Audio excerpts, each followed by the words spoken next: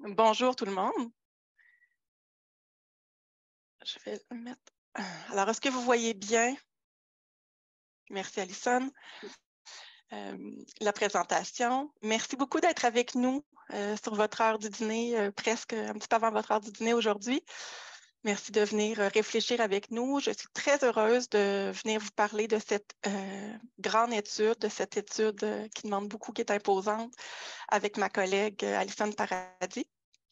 Aujourd'hui, on va vous parler de trauma et de relations de couple et de parents en relations de couple, de leur santé relationnelle, de leur santé mentale, dans le cadre d'un devis dyadique. On vous parle d'une étude aujourd'hui qui s'insère dans, on va vous parler de 3 études en fait, qui s'insèrent dans un grand projet de recherche. Et c'est un projet de recherche qui découle d'une équipe qui est chapeautée par une grande équipe. Et je commence par vous refléter un peu les joueurs centrales, les collègues qui nous ont aidés à mettre sur pied ce projet-là. Donc, oui, nous deux, les co-PI, les co-responsables de l'étude, mais aussi nos co-chercheurs, Martine Hébert, Sophie Bergeron, Catherine Herba et Marie-Ève Daspe, qui nous ont aidés tout au long de la demande de subvention, de la réflexion préalable, etc.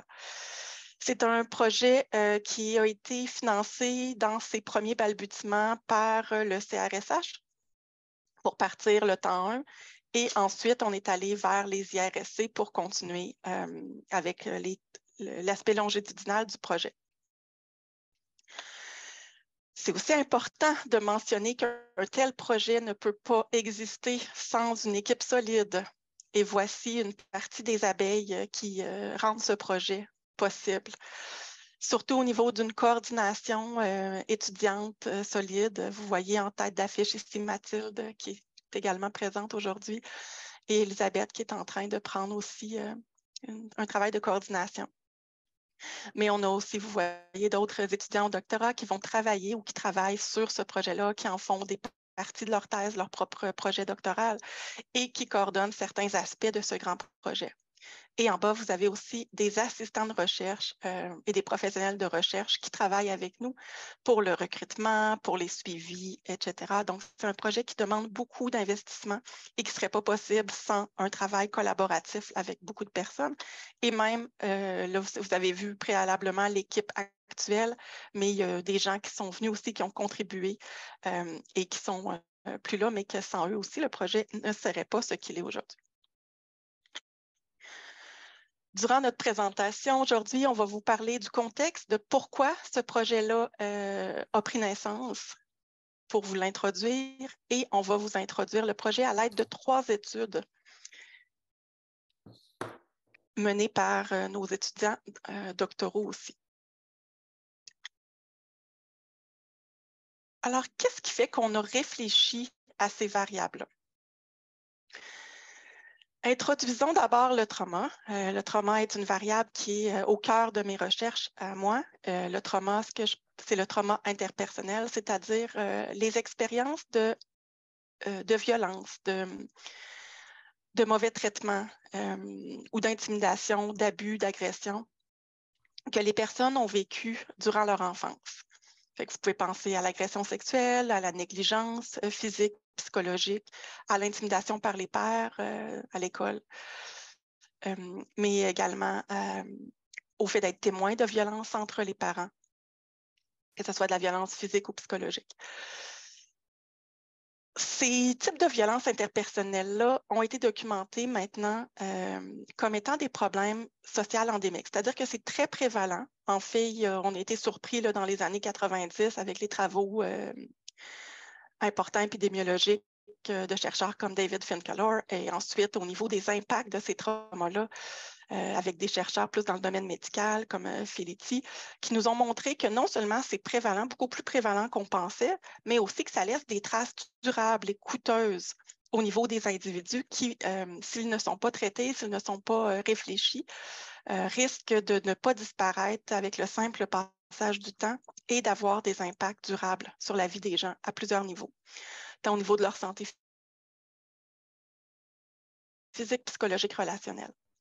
Mais en plus de ça, il y a une sorte de transmission intergénérationnelle qu'on observe de plus en plus et qu'on décrit dans les études au niveau de ces parents-là, ces victimes-là, ces survivants de trauma qui deviennent parents et qui n'ont pas eu l'occasion parfois de développer ou d'acquérir toutes les capacités possibles pour avoir les ressources qui permettent un fonctionnement optimal comme parents.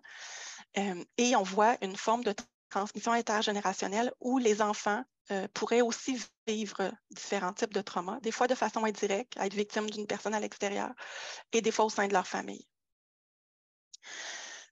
C'est pour ça qu'on a trouvé important de cibler cette zone-là de parents qui sont non seulement eux-mêmes potentiellement victimes, mais aussi qui viennent d'accueillir un nouvel être, un petit bébé dans leur famille et qui maintenant doivent prendre soin de cette personne-là. Au sein de mon laboratoire et du laboratoire de ma collègue Alison, on a un intérêt particulier pour la relation de couple. Et ce qui est intéressant avec l'idée des parents, c'est que c'est des couples pour la vie, qu'ils deviennent, qu'ils restent ou non des couples. Ils resteront des couples parentaux d'une façon ou d'une autre, c'est-à-dire qu'ils vont rester les parents de cet enfant-là. Même s'ils se séparent, la majorité resteront en contact pour prendre soin de l'enfant. Et donc, les variables relationnelles de ces deux personnes-là risquent de jouer sur leur santé psychologique à eux, leur santé relationnelle et la santé de l'enfant, même qu'ils soient séparés ou pas.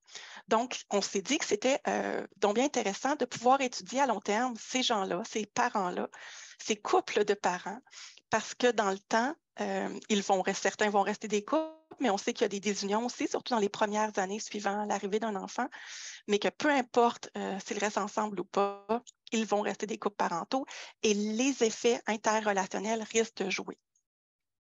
En fait, c'est non seulement une période de transition, le fait d'accueillir un enfant, mais aussi, on se rend compte, c'est que non seulement le trauma relationnel va laisser des impacts particuliers au niveau de la capacité relationnelle, c'est-à-dire que les gens qui ont vécu des traumas ont appris qu'un autre être humain pourrait leur faire du mal ou pourrait être indigne de confiance parce qu'il les a agressés, violentés, etc.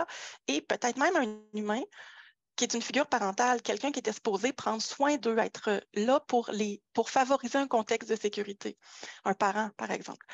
Et cette personne-là a agressé sexuellement ou n'a pas eu les ressources nécessaires, donc il y a eu de la négligence ou de la violence physique, psychologique. Donc, cette personne-là arrive à l'âge adulte et pourrait avoir déjà des séquelles au niveau relationnel, avoir de la méfiance en contexte relationnel ou avoir une fragilité au niveau relationnel. Fait qu'il y a une certaine vulnérabilité là qui est très importante pour des chercheurs comme nous au niveau des relations conjugales et relationnelles, mais aussi ce qu'on a découvert dans les études dans les dernières décennies, c'est que le contexte favorable au niveau relationnel peut agir comme une forme de variable protectrice qui va venir offrir un facteur de résilience pour les gens qui ont vécu des traumas en enfance. Donc, quelqu'un qui a vécu un cumul de traumas en enfance et qui a réussi à former une relation saine pourrait s'en retrouver protégé et vivre moins de séquelles négatives liées au trauma vécu en enfance. Donc, de là, encore une fois, la richesse de tenir compte de cette structure, de ce côté systémique de la relation de couple pour pouvoir comprendre un peu comment ça va affecter les séquelles de ces survivants-là qui deviennent parents. Or, dans les échantillons actuellement, ce qui nous a amené à former ce projet-là, c'est qu'il y a relativement peu d'études qui ont porté sur ces questions-là, que c'était parfois des échantillons petits, donc il n'y a pas de grande puissance statistique ou non représentative de la population générale. Donc, c'est pas tout le monde qui va avoir des séquelles et les mêmes types de séquelles. Il y en a qui s'en sortent assez bien, même s'ils ont vécu des traumas d'enfance. C'est super important d'essayer de comprendre ces gens-là qui vont bien pour essayer d'identifier des variables qui vont nous permettre d'éduquer, de sensibiliser et de guider les services d'intervention pour favoriser le rétablissement de ceux qui vont moins bien. Mais aussi, et surtout, l'interdépendance systémique entre les couples parentaux a généralement été négligée dans les études précédentes et aussi, pour des bonnes et des mauvaises raisons, les papas sont beaucoup sous-représentés dans les études. c'est-à-dire des bonnes et des mauvaises raisons, dans le sens que les mamans participent généralement un petit peu plus. Donc, c'est peut-être un facteur qui explique, mais aussi sont plus interpellées. Donc, dans notre étude, on s'est assuré d'aller chercher les 2 membres du couple qui sont généralement formés, parce qu'il y a beaucoup de couples, la majorité sont hétérosexuels, s'identifient hétérosexuels et cisgenres, donc des papas et des mamans dans nos couples. C'est à moi, je pense. Mm-hmm. Donc, bonjour. Donc, je vais poursuivre à la suite de Natacha. Donc, c'est vraiment dans ce contexte-là que le projet Couples parentaux a été réfléchi, avec l'intention justement d'adresser les lacunes qu'on retrouvait dans les écrits. Donc, qu'est-ce que c'est le projet Couples parentaux? C'est un projet vraiment d'envergure qui propose plusieurs innovations méthodologiques, dont celle d'avoir recours à un échantillon représentatif de couples de parents québécois, je vais vous en parler, puis aussi de regarder ces processus-là dans le temps, donc au niveau longitudinal, pour mieux comprendre les liens entre le trauma en enfance puis la parentalité, mais toujours, Natacha l'a dit, en tenant compte de l'interdépendance entre les parents. Donc, l'objectif ultime du projet, c'était d'identifier ce qui influence le bien-être des couples de parents puis de leurs enfants pour éventuellement arriver à guider l'élaboration d'interventions ou d'intervention ou de prévention qui permettrait d'améliorer la santé des parents puis des enfants. Par exemple, une des choses, c'est qu'on veut arriver, on espère que le projet va contribuer à informer les milieux et les services de soins de santé en mettant en évidence des variables puis des mécanismes clés qui peuvent être ciblés pour améliorer la santé des parents. Puis aussi, arriver éventuellement à réduire le fardeau social qui est associé au trauma en enfance, puis aussi à leurs effets intergénérationnels. Fait que le modèle qu'on vous montre aujourd'hui, que vous avez ici, c'est avec cette volonté-là d'identifier ces variables-là puis ces mécanismes-là clés sur lesquels on peut intervenir. Puis c'est un des objectifs principaux du projet. On en a d'autres, mais c'est vraiment celui-là qu'on va vous présenter aujourd'hui, donc celui d'examiner le rôle médiateur de facteurs individuels, mais aussi de facteurs relationnels dans les associations longitudinales entre le trauma interpersonnel en enfance puis la santé des parents. Donc, comment on est arrivé à faire ça? Tu peux peut-être changer de diapo, merci. Donc, comment on est arrivé à mettre en place ce projet-là? Bien, c'est principalement à travers une collaboration avec la Commission d'accès à l'information du Québec, qui nous a autorisé à recruter nos participants à l'aide des données, de données qui sont envoyées directement par le régime québécois d'assurance parentale. Donc, ça a demandé un grand travail d'arriver à établir ce lien-là de collaboration. C'est Natacha beaucoup qui a travaillé au début du projet, puis c'est ça qui rend notre projet aussi riche, selon moi, parce qu'on arrive vraiment à aller chercher un échantillon qui est représentatif. Parce qu'au Québec, c'est presque tous les parents qui reçoivent des prestations de la RQAP suite à la naissance d'un enfant. Je pense que je suis allée voir hier, là, puis on parle de 99,8% des parents qui ont eu recours à la RQAP en 2021. Donc, on a à peu près accès à tous les parents du Québec à partir de cette collaboration-là. Puis c'est à travers cette immense banque-là que la RQAP va sélectionner aléatoirement pour nous des couples qui ont récemment accueilli un nouveau-né. Puis ils nous remettent comme ça les listes avec leurs coordonnées. Puis par la suite, l'équipe contacte les parents, donc soit par téléphone puis par courriel. Puis une des particularités de l'étude, on l'a dit déjà plusieurs fois, c'est qu'on recrute uniquement des couples, donc les 2 partenaires. Fait que c'est essentiel d'obtenir vraiment la participation des 2 parents au sein du couple. Mais par contre, ils font cette participation-là séparément. Donc, les 2 parents vont répondre à des questionnaires individuellement, des questionnaires en ligne. Puis pour chaque temps de mesure complété, les parents vont recevoir une compensation de 20 $, donc 40 $ par couple. Donc, la RQAP, il y a quand même des critères de sélection qu'on a pour venir chercher. C'est 1200 couples en tout, je pense qu'on ne l'a pas dit, mais c'est pour ça qu'on parle d'un projet d'envergure, là. Donc, on fait la sélection de 1200 couples en tout dans le projet de parents. Cette sélection-là aléatoire va se faire parmi les parents qui ont remis un dossier à la RQAP, donc qui doivent être inscrits au régime québécois d'assurance parentale, c'est un de nos premiers critères. Ils doivent aussi être âgés de plus de 18 ans, de 18 ans et plus, parce qu'on sait, la réalité des parents adolescents est quand même très, très différente. Donc, c'était pour une certaine question d'éthique et aussi d'homogénéité de notre échantillon. Et on veut que ce soit des parents qui ont eu un enfant il y a moins de 3 mois. Donc, on parle vraiment de bébés, de jeunes enfants, donc de 0 à 3 mois. Et ils doivent bien sûr parler le français ou l'anglais. Et un de nos critères, c'est qu'ils doivent être en couple avec l'autre parent parce que c'est un projet dyadique, c'est un projet sur les 2 parents, donc c'est un critère qui est important. Et on devait aussi avoir un des 2 parents qui a porté l'enfant. Donc ça, c'est un des derniers critères qui est venu un peu avec cette idée-là que oui, on est sensible à l'idée d'être le plus inclusif possible, mais ce critère-là nous semblait vraiment nécessaire pour arriver à quand même conserver une certaine homogénéité dans notre échantillon.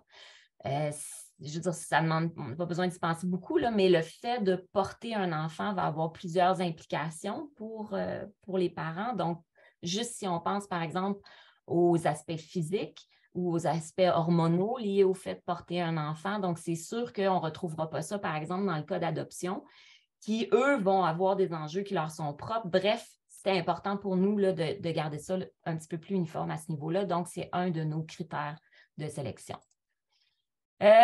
Ici, vous avez un résumé, là, ça vous donne une idée visuelle de ce à quoi, où est-ce qu'on en est avec notre collecte des données. Donc, jusqu'à maintenant, c'est un projet longitudinal. On a en tout 5 temps de mesure jusqu'à maintenant. On en a un 6e de prévu pour août 2023. Donc, c'est un gros projet. On va bientôt commencer notre 4e année de recrutement. On en est au temps 5 maintenant. Puis, on a presque terminé d'aller chercher nos 1200 couples de parents au premier temps de mesure. Donc, on devrait clore le premier temps de mesure bientôt, j'espère. Donc, il y a 6 mois d'écart de différence entre le premier et le 2e temps de mesure. Puis ensuite, les parents vont compléter les questionnaires à peu près une fois par année. Donc, quand l'enfant il a 1 an et demi, 2 ans et demi, 3 ans et demi, puis 4 ans et demi. Donc, ce qu'on avait prévu, ce qu'on a prévu jusqu'à maintenant, c'est vraiment d'arriver à couvrir toute la période de la petite enfance. Mais idéalement, ce qu'on aimerait, c'est arriver à poursuivre le projet dans le temps.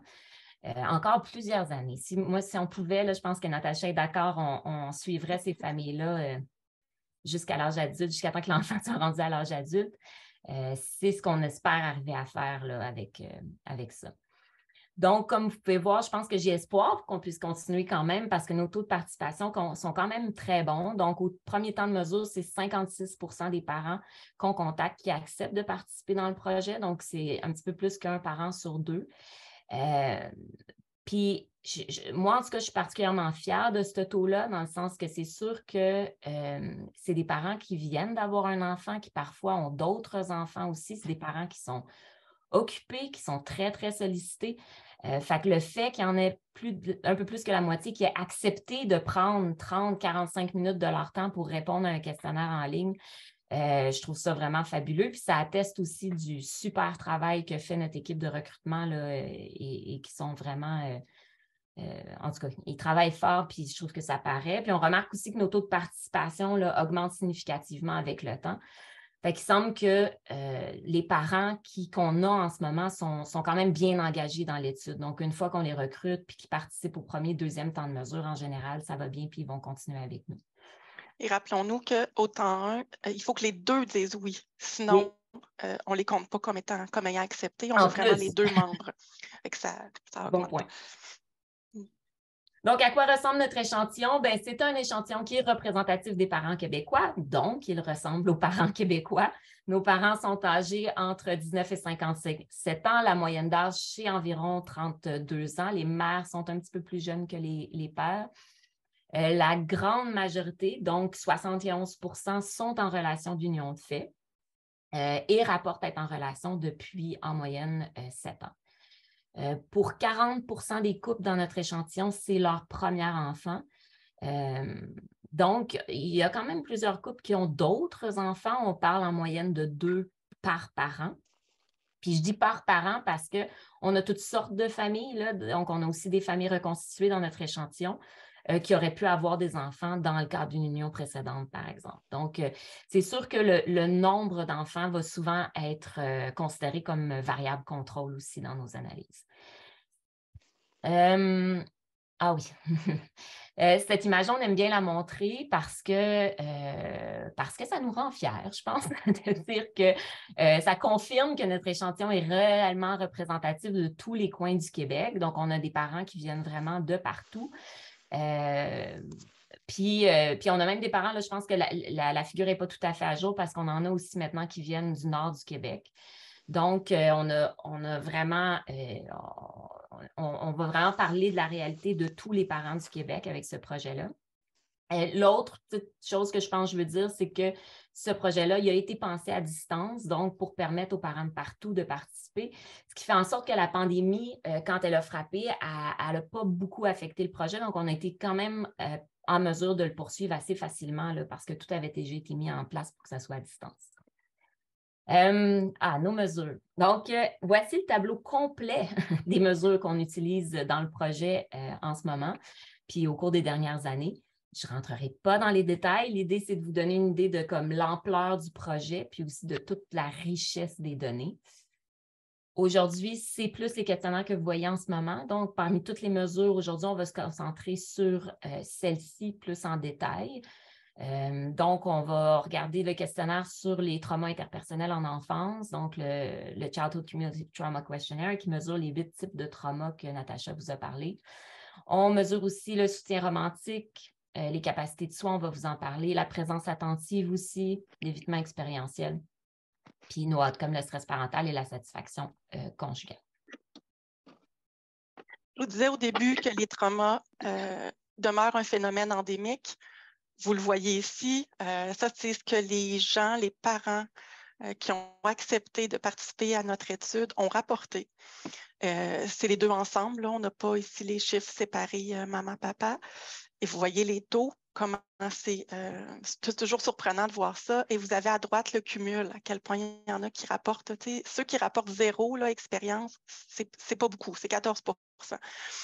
Et on ne parle pas d'une expérience une fois dans sa vie, là. La question, c'est quelque chose comme à chaque année typique avant 18 ans, j'ai vécu, ici la négligence psychologique, disons, j'ai eu le sentiment d'être ignorée par mon parent ou d'avoir un parent qui n'était pas là pour moi ou qui ne me démontrait pas de l'affection au moins une fois par année, à chaque année de ma vie avant 18 ans. Donc, c'est quand même des réalités importantes à considérer. Vous voyez l'intimidation par les pairs, comment il y a des gens qui rapportent, c'est presque la moitié de l'échantillon. Donc, ça ramène encore une fois la pertinence de continuer de comprendre ce phénomène et de comprendre ses impacts chez les parents et les adultes. À cette fin, voici nos résultats au sein de 3 études. Je commence avec une étude qu'on a menée avec Gaëlle Bacos dans le cadre de son étude doctorale, d'une de ses études doctorales. Ce qu'on a examiné avec Gaëlle, c'est le rôle du trauma cumulatif, donc le cumul des 8 types de traumas en enfance, sur le stress parental, le stress que les parents vivent par rapport à être parents, à quel point c'est stressant pour eux d'être parents, qu'ils se sentent dépassés par leur rôle de parent, et à quel point ça pourrait être passé à travers le soutien qu'ils reçoivent de l'autre parent ou qu'ils donnent à l'autre parent. Donc, c'était notre objectif. Et puis, on a étudié cette question-là au sein d'un échantillon de 271 couples parentaux. Vous allez voir, les chiffres changent, c'est qu'on n'est pas au même niveau. On a fait cette étude-là alors que le recrutement était rendu à 271 couples parentaux. Voilà ce que ça a donné comme résultat. C'est-à-dire que vous avez en haut les mamans, les papas. On a présenté différemment ici les mamans, les papas parce qu'ils ont vraiment des différences au niveau de leur moyenne, un peu les deux. Ils ne rapportent pas les mêmes choses. Donc, on ne peut pas dire qu'ils sont pareils, que c'est juste des partenaires. C'est vraiment différent pour les mamans et les papas. Et ce qu'on voit, c'est que non seulement il y a des liens directs, vous le voyez ici, là, au niveau de le trauma cumulatif en enfance, le TCE, va directement augmenter le stress qui est rapporté par les mamans. Et la même chose en bas, le TCE des pères, le trauma cumulatif en enfance des pères, va directement être lié au fait de rapporter plus de stress parental par les papas. Mais en plus de ça, le cumul, plus que tu as vécu de trauma en enfance comme maman, et moins tu as tendance à rapporter de soutien comme mère que tu perçois de ton conjoint, du papa. Ce qui, en retour, diminue la possibilité d'avoir une forme de résilience au niveau du stress. C'est-à-dire que plus que tu as du soutien, moins tu es stressé, moins tu as du soutien que tu perçois et plus que tu es stressé. Intéressant, ici, regardez en bas, ce n'est pas le soutien reçu par les papas qui est rapporté comme étant un médiateur ou une variable indirecte là, dans ce modèle-là, mais les papas, ce qu'ils rapportent, eux, c'est que plus qu'ils reçoivent, plus qu'ils ont vécu de trauma, et moins ils ont l'impression qu'eux-mêmes sont en train de donner du soutien à leur partenaire, à la maman. Et ça augmente leur propre stress qu'ils ressentent comme père dans leur nouveau rôle parental, nouveau ou du moins par rapport à ce nouvel enfant. Donc, je répète ici, la différence qu'on a vue, c'est que non seulement le lien direct est là, mais chez les mamans, l'important, c'est de sentir que le papa est là et qu'il donne du soutien. Plus que ces mamans-là ressentent du soutien, moins qu'elles auront de stress, qui vont rapporter de stress par rapport à elles-mêmes. Au contraire, pour les papas, l'important, c'est de sentir qu'ils sont en mesure de donner du stress, d'être là pour l'autre. Et on peut réfléchir à ces questions-là par rapport à la maman qui a donné naissance. Peut-être c'est elle qui donne le lait, peut-être qu'elle allaite encore. Donc, il y a un rôle qui est central et le rôle des papas semble, dans ce contexte-là ici, ce qui est rapporté dans nos résultats, à être un rôle de soutien pour diminuer leur stress. Ils doivent, selon nos données, se sentir solides au niveau d'être un bon soutien pour la maman. Fait que de dire, OK, reste là, c'est moi qui s'en va, reste couché, je vais aller changer la couche, je t'apporte le bébé. Fait que d'être vraiment en soutien au niveau donné, au-delà du soutien perçu lorsqu'on tient compte des deux en même temps. Et c'est des modèles, ce modèle-là, au complet, qui explique là, à peu près 14 % de la variance là, dans le stress chez les mamans et un quart, là, plus qu'à peu près 27 %, là, presque le tiers, du stress qui est rapporté par les papas. Fait qu'on voit ici la pertinence de regarder là, les facteurs systémiques, là, comment ça joue ensemble. Oui, puis je vais poursuivre dans ce sens-là. Donc, la deuxième étude qu'on va regarder ensemble aujourd'hui, c'est celle de notre étudiante Camille Rassard. Donc, c'est aussi une étude qui fait partie de sa thèse doctorale, puis qui va porter plutôt cette fois sur le rôle des capacités du soi. Donc, les capacités du soi, c'est un autre élément qui peut être gravement altéré par une expérience de trauma en enfance. Donc, c'est l'expérience de trauma qui se passe à une étape très précoce, donc quand on est plus jeune, qui peut être cumulatif, peut entraîner des perturbations dans le développement des capacités du soi. Par exemple, ce qu'on va regarder aujourd'hui, c'est des difficultés au niveau des capacités à former puis à entretenir des relations qui sont significatives, donc sans conflits qui sont excessifs. La dysrégulation des affects aussi, donc une difficulté à gérer les émotions intenses et négatives, puis aussi une altération de l'identité. Donc, dans la capacité à se connaître, puis à se comprendre soi-même, puis aussi à être capable de maintenir une identité qui est stable dans le temps. Donc, les perturbations des capacités du soi avaient déjà été identifiées comme des mécanismes importants qui permettent de relier les traumatismes interpersonnels aux difficultés que les gens peuvent avoir à l'âge adulte. Mais il n'avait jamais été regardé dans un contexte de couple de parents. Donc, Camille, son intention, ça a été de regarder ça justement parce qu'elle s'est dit, bien, ça pourrait jouer tout à fait un rôle important dans l'association entre les traumas et le stress parental. Puis aussi, avec cette intention-là, que ça pourrait être un levier d'intervention qui est intéressant par la suite. Donc, son objectif, c'était d'examiner le rôle médiateur des capacités du soi dans le lien entre le trauma et le stress parental. Puis elle, dans un échantillon de 421 couples. Donc, on voit qu'on est un petit peu plus avancé dans notre collecte de données qu'on l'était pour l'étude de Gaëlle. Donc, ça, c'est le modèle complet qui a été testé. On voit que ce n'est pas un modèle qui est très simple, donc qui a été testé encore une fois qui a été pensé encore à partir d'une approche dyadique où c'est les mères et les pères qui ont été examinés avec leur lien acteur et partenaire. J'ai décortiqué un peu les étapes du modèle là, pour arriver à vous en parler plus simplement. Fait que si on regarde d'abord, si on commence par regarder les liens acteurs, donc entre la propre expérience de trauma en enfance des parents, puis leur propre capacité du soi, on voit que vraiment tout est significatif, puis qu'il n'y a aucune différence ici entre les pères et les mères. Donc, on était capable, tout est à peu près égal, tout contribue à peu près de la même façon. On voit aussi qu'il y a un lien direct entre le trauma et le stress parental. Donc, ça confirme que chez les parents qui ont subi plus de trauma en enfance, on va retrouver une plus grande fragilité là, au niveau du stress parental. Si on ajoute là-dessus les liens partenaires, on voit rapidement que presque tout est significatif encore. Donc, ça signifie qu'il y a une inter-influence entre les partenaires. Donc, les expériences de trauma interpersonnel d'un parent vont être associées aux capacités du soi de l'autre parent. Et il y a ici, encore une fois, aucune différence entre les pères et les mères. Donc, cette inter-influence-là est la même. Pour le lien direct, par contre, on retrouve seulement un lien significatif entre les traumas du père et le stress parental des mères, ce qui est exactement la même chose qu'on voyait avec l'étude plus haut de Gaël, c'est le même lien. Donc, on voit la même chose.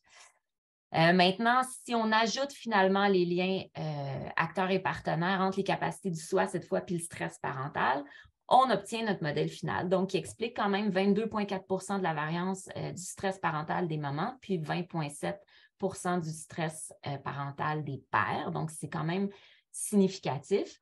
Les liens... Oups, t'es-tu retourné en arrière? Un petit peu. Je ne suis pas sur ma bonne diapo, là, je pense. Si tu avances. Encore. Yes, merci. Donc là, ici, ce qu'on voit, c'est les liens en jaune, c'est tous les liens indirects. Donc, ce qu'on voit, en fait, c'est que ça signifie que ces résultats confirment le rôle clé des conflits interpersonnels de la mère, de la dysrégulation émotionnelle, puis des perturbations identitaires des deux parents dans le lien entre les traumas et le stress parental. Donc, ce que ça signifie, par exemple, c'est que le trauma de la mère va, par exemple, augmenter le fait d'avoir plus de difficultés à gérer ses conflits interpersonnels. Puis ça, en retour, ça va venir augmenter le stress parental, mais du papa. Donc, si vous suivez ce lien-là. Et on peut les suivre. Donc, tous ceux qui sont en jaune montrent qu'on a cette espèce de passage-là à travers les capacités du soi. Il y a vraiment juste, je pense, les conflits interpersonnels des pères qui ne sont pas impliqués dans la médiation de la relation entre le trauma et le stress parental. Je vois le temps qui avance, cette étude-là, si tu avances juste un peu. Ouais. Donc, l'étude ouais. Donc, si vous êtes intéressé par les résultats de Camille, j'en parlerai pas plus ici, mais son article, on est content, il a été publié très récemment, donc dans lequel elle pourra vous donner plus de détails sur ça. J'enchaîne avec notre troisième étude qu'on vous présente aujourd'hui. Alors, c'est beaucoup de données, mais encore une fois, c'est plein de leviers d'intervention intéressants et de compréhension qui nous permettent de mieux comprendre le phénomène. On reste encore dans le lien entre les traumas cumulatifs en enfance et cette fois, la satisfaction conjugale. Et cette fois-ci, on s'est intéressé à voir à quel point ça pourrait passer à travers. Plus que tu as vécu de trauma et moins tu as de disposition à être présent, sans jugement, au moment présent, à l'expérience interne et externe telle qu'elle est, et aussi à éviter le contraire un peu de la présence attentive, c'est-à-dire à ne pas être là, à te sauver d'une façon ou d'une autre parce que tu es un peu moins confortable un peu avec ton monde interne et le monde externe de toi et de l'autre. On a testé cette hypothèse-là, que les traumas passeraient par la présence attentive et l'évitement pour influencer la satisfaction conjugale auprès, cette fois, de 529 couples. C'est une étude qu'on a fait avec Francis dans le cadre de ses études doctorales aussi. Qu'est-ce que ça donne? Regardez ce beau modèle. On a l'hypothèse est confirmée, c'est-à-dire qu'on voit vraiment des liens indirects où le trauma passe pas directement, c'est pas le fait d'avoir vécu plein de traumas en enfance qui directement, inévitablement, et je trouve que ça donne espoir, va affecter la satisfaction conjugale, mais ça passe par des variables sur lesquelles on a du pouvoir. Ici, c'est la présence attentive qui est en jeu. Donc, plus que tu as vécu de trauma en enfance, plus que tu as peut-être développé cette tendance à ne pas être présent au monde, parce que peut-être le monde était dangereux, le monde était source de détresse, le monde était source de mauvais traitements, de dangers, etc. Donc, vous voyez les liens assez directs entre plus de trauma et moins de présence attentive.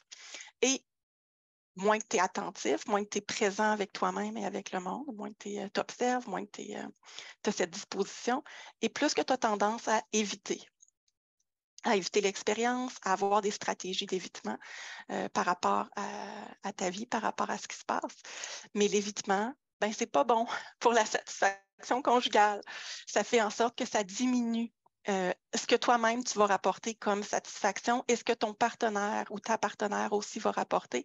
Et on explique ici presque 50% de la variance là, dans la satisfaction conjugale. Un petit clin d'œil à ceux qui aiment beaucoup la recherche, on a contrôlé pour la satisfaction au temps 1 et le modèle reste stable. Donc, c'est très, très fort là, comme résultat scientifique. Oups. On a présenté aujourd'hui 3 études différentes, tous reliées au trauma cumulatif en enfance. Par contre, ce n'est pas les seules études qu'on a faites et on a beaucoup d'efforts qui sont déployés avec la belle équipe qu'on vous a montrée au début pour vulgariser les résultats. Et Alison vous l'a dit, on a la chance d'avoir pu continuer, d'avoir mis en place des stratégies de recrutement qui permettaient de regarder et de continuer d'étudier ces questions-là en contexte de pandémie. Et on a pu aussi essayer de réfléchir à ces questions-là, de qu'est-ce qui se passe pour ces parents confinés en contexte de pandémie. Et si vous êtes intéressé, je ne vous en dirai pas plus, vous pouvez aller voir l'article qu'on a publié dans la Conversation, qui est un ouvrage de vulgarisation disponible en ligne pour tout le monde. Mais bref, lorsqu'on va réfléchir à nos résultats de façon holistique, on voit bien l'importance de réfléchir à l'interdépendance entre les deux partenaires et un jour, peut-être même à l'interdépendance entre les deux partenaires et l'enfant.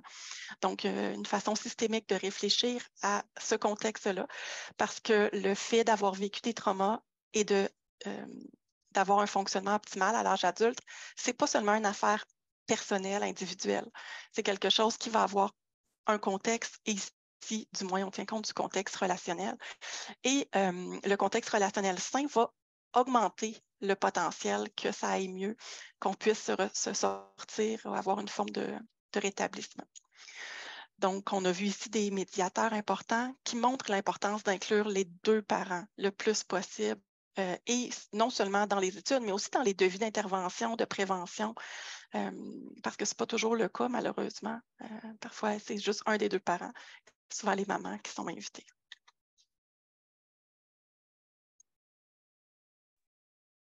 J'avais oublié d'enlever mon... L'autre grand constat qu'on fait jusqu'à maintenant, c'est qu'il y a des variables intrapersonnelles, mais aussi interpersonnelles qui jouent un rôle dans les répercussions du trauma en enfance sur le couple parental.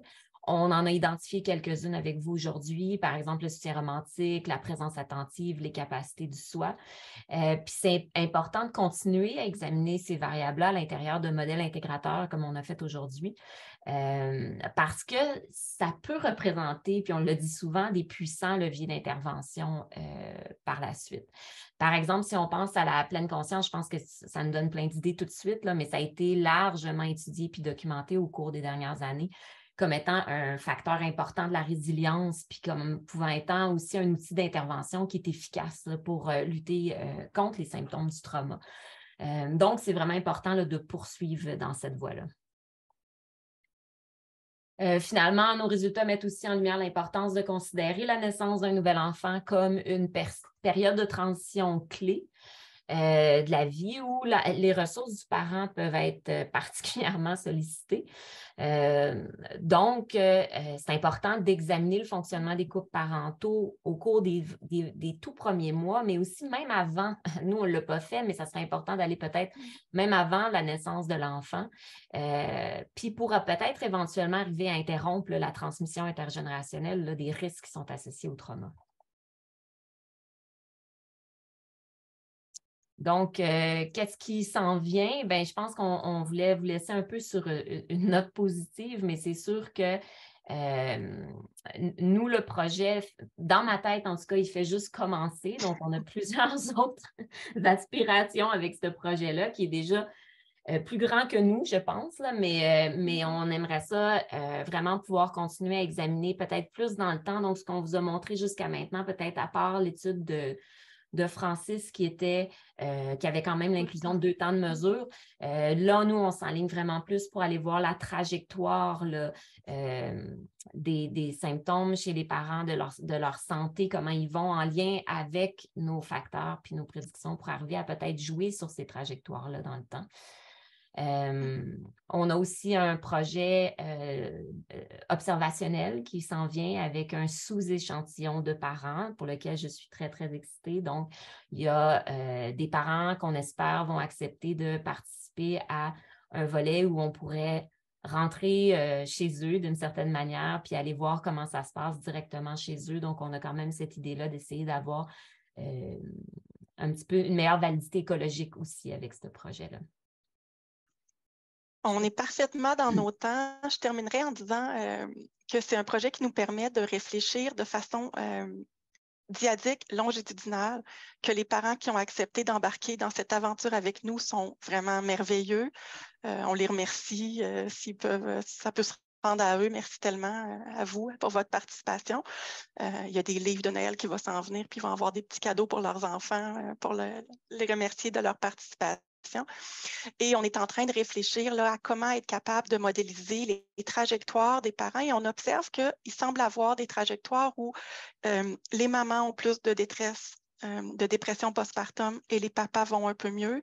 Au contraire, que les papas sont plus élevés alors que les mamans vont un peu mieux. Et une autre trajectoire où les deux sont plus bas. Et là, on cherche à savoir c'est quoi les facteurs qui vont prédire l'appartenance à chacune de ces 3 trajectoires-là. Et c'est le fun de vous le partager. Pour l'instant, on ne voit pas de trajectoire où les deux sont élevés en dépression postpartum, comme s'il y a toujours un des deux qui, par ricochet, doit tenir le fort là, et être présent pour l'enfant.